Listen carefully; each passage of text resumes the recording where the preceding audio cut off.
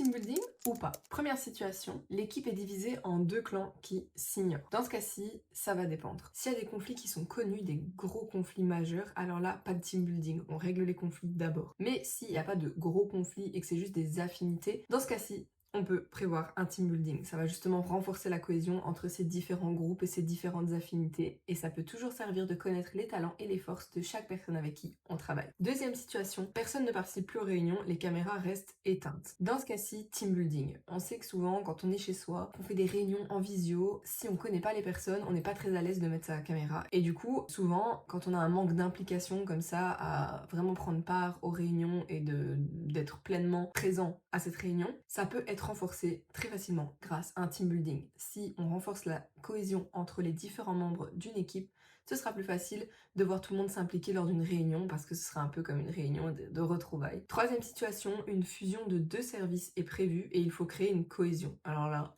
on peut pas rêver mieux comme situation pour faire un team building. Vraiment, team building plus, vraiment à mettre en place avant la fusion des deux clans, c'est encore mieux. Comme ça, la transition se passe encore mieux. Quatrième situation, l'absentéisme est en hausse depuis quelques mois. Alors là aussi, team building. Si vos collaborateurs ne trouvent plus la motivation le matin pour venir travailler, n'ont plus de sens, clairement, il faut travailler sur la cohésion de votre équipe. Si on kiffe venir travailler le matin, on ne se pose plus de questions et l'absentéisme diminue. Parce que l'absentéisme, c'est clairement un symptôme du manque de cohésion, mais aussi à la perte de sens. Donc attention au burn-out, au bore-out, au brown-out. Attention à ces trois situations. Si vos collaborateurs ne savent pas où ils vont, ne savent pas pourquoi ils doivent se lever le matin pour aller travailler, ça peut être réglé avec un team building. Et cinquième situation, la direction sent une baisse de créativité et d'innovation. Tout le monde fait son job, mais sans plus. Là, clairement, team building. C'est bien connu que sortir la tête de l'eau, faire autre chose, ce qu'on doit absolument faire et ce qu'on a l'habitude de faire, notre routine, ça nous permet justement de retrouver des idées, retrouver de la clarté, retrouver de la créativité. Alors compte sur moi pour donner un coup de boost, de peps, pour que toute ton équipe reparte les idées au clair, les yeux pleins d'étoiles, tous prêts à avancer dans la même direction, plus motivés et déterminés que jamais. Si toi aussi tu hésites à savoir si tu dois organiser un team building ou non, n'hésite pas à me partager dans les commentaires les situations que peut-être tu vis ou les situations sur lesquelles tu veux que je te donne mon avis. Donc n'hésite pas à m'écrire tout ça en commentaire.